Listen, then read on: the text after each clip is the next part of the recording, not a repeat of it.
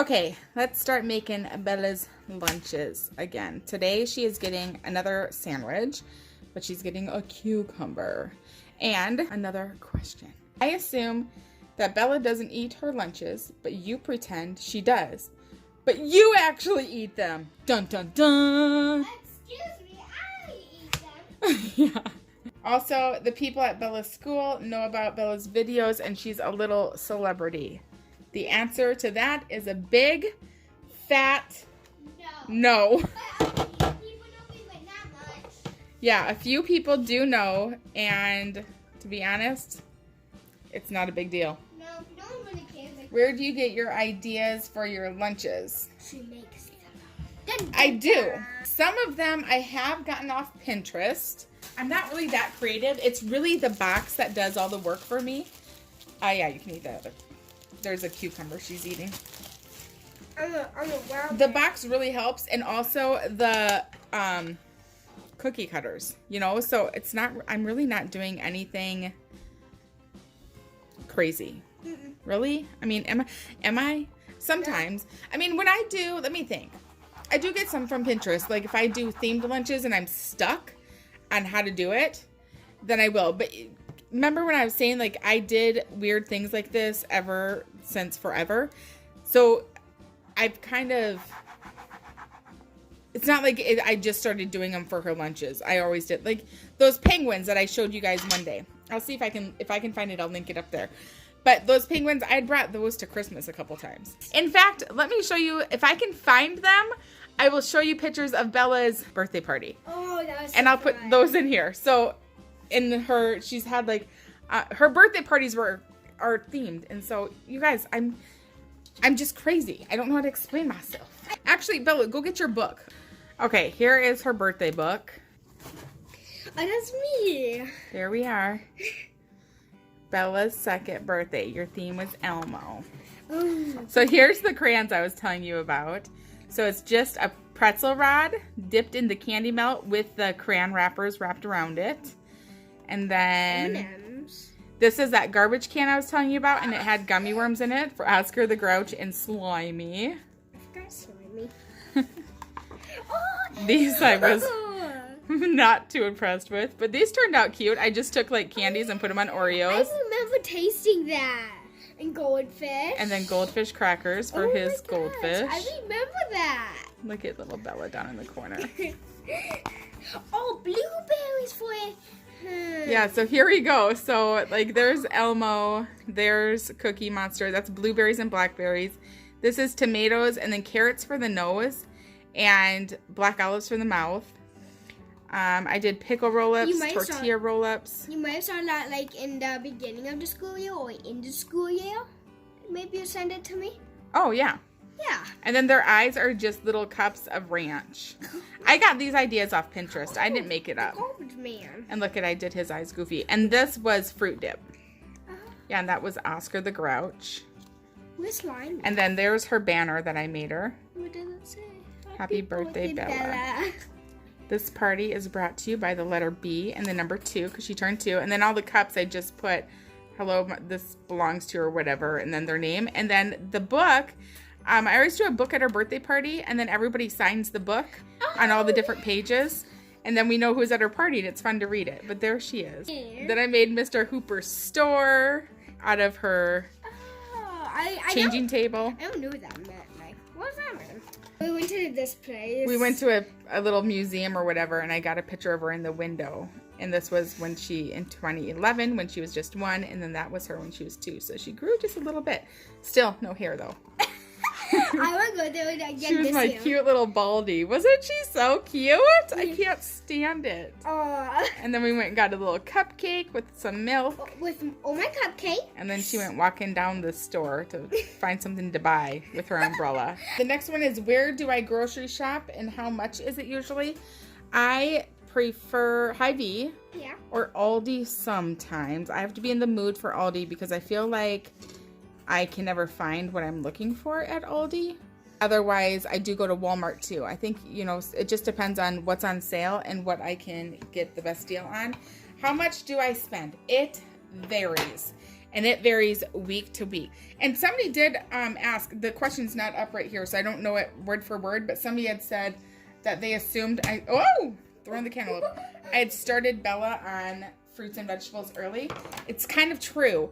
I did make her baby food, and I mixed them together, a lot of like different recipes, and I got those recipes from going down baby food aisles, and they had all those pouches, and one would have like kale and pears and something else, and that was her favorite pouch. I would grab those pouches to keep them in my purse because after work she was starving. So the drive from work to home was miserable, and she would scream because she was starving. So if you want to make your own baby food, all you have to do is blend up your food, put it in a food processor, blend it up. If you're nursing, add your breast milk. If you're not, add just some water to it to liquefy it, and then freeze it into like little ice cube trays. And then once it's frozen, pop them out, put them into a Ziploc baggie.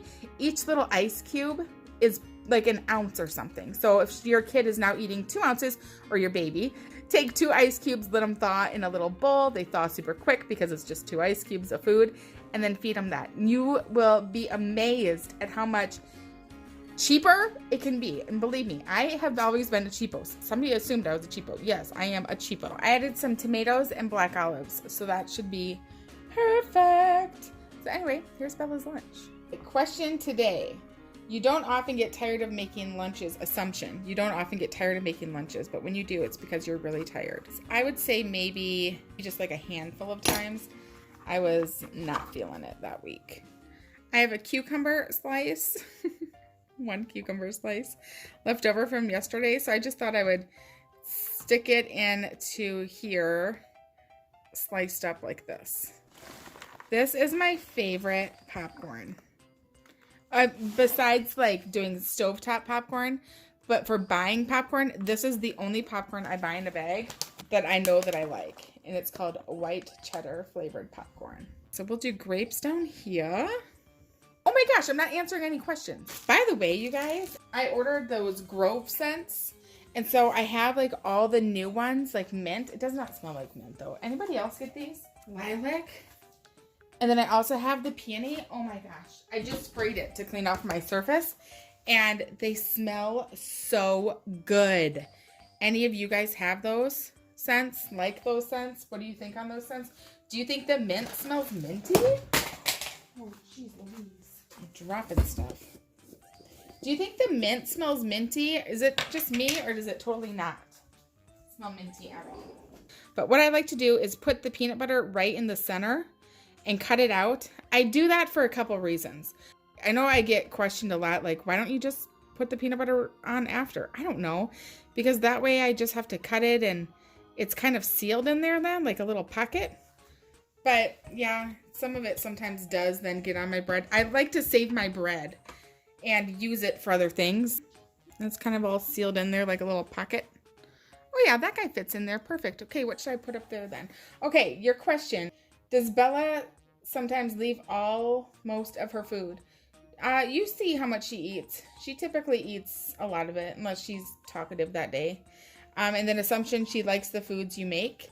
Yes, she does, because I really only make her the foods that I know she's going to eat. See, just a titch of peanut butter on there. Not much at all. And then up here in this spot, I'm going to put some tomatoes. It looks like just 2. That's all it's going to fit. Okay, sorry, today I did not answer very many of your questions, but I will see you again in 2 seconds for tomorrow's video. So it's Friday's lunch, and I promised I would tell you a little bit about Bella's dad. So, hold on, I have to get the charger. My phone's going to die. We're all charged up. I'm going to pack her some of these veggie chips. They are delicious. You should buy them if you have a Costco, or if you know somewhere that sells them in a normal human-sized bag, because this bag is gigantor. But they're really good. Okay, so the question: does Bella have a dad? Hey guys, I'm going to do another voiceover because I deviated way too many times, and you basically just want to know a lot about Bella's dad and my relationship. So here we go. Yes, Bella has a dad. Yes, he's still in her life. We were married. We ended up getting divorced. That's a whole story in itself, so I won't even get into it. Our co-parenting has been kind of a rocky road. It's been a complete roller coaster, to be honest. It's had its highs, it's had its lows. We used to just go right by the court documents, exactly what the court documents said. That's what we did. But then he ended up moving, and he wanted to move back home to be closer to his parents. His girlfriend lived there, and so he just had a lot of reasons why he wanted to move back, and that ended up hurting our co-parenting relationship for quite some time, because the relationship that he was in, she was maybe just a little bit jealous, or I don't know. You know, some people are just have more of a toxic personality, and she basically tried to control how he would parent and judged everything that he did on his parenting. Therefore, it made it harder for us. They're no longer in a relationship, and our co-parenting is again back to how it was. And we are able to communicate freely and talk about Bella and all things Bella. And basically, Bella doesn't remember us being married. She doesn't even know that we have had arguments, and we try to keep everything between the two of us. If we have issues, we talk it out between us. I have never talked to Bella negatively about her dad. There is nothing that she needs to know negative about her dad. That's what I have friends for. So my friends are there for me. My family's there for me. If I have issues with him, just like he shouldn't be telling her. And I don't think he does, but I believe he would go to his family and his friends if he was having issues with me and not communicate them with Bella. And please, if you are a co-parent, it is the hardest thing to do, but leave your kids out of it. Yeah, co-parenting's tough. It's not easy. I'm not great at it. He's not great at it. And we are just doing the best that we can to make it work. I don't know. What do you want to know? Do you have more questions on that? Does that basically answer your questions about where her dad is? He doesn't live here, so he's not going to ever be in any of the videos.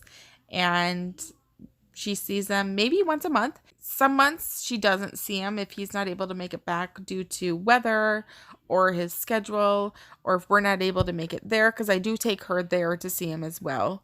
But yeah, he calls her. He wants to be involved, and he always will be involved. She won't let him not be involved, so he doesn't have a choice. She really likes him. Which is great, because that's her dad. And we both love her. So anyway, that basically is it. If you have any other questions, let me know. Otherwise, I will see you guys in our next video. Bye!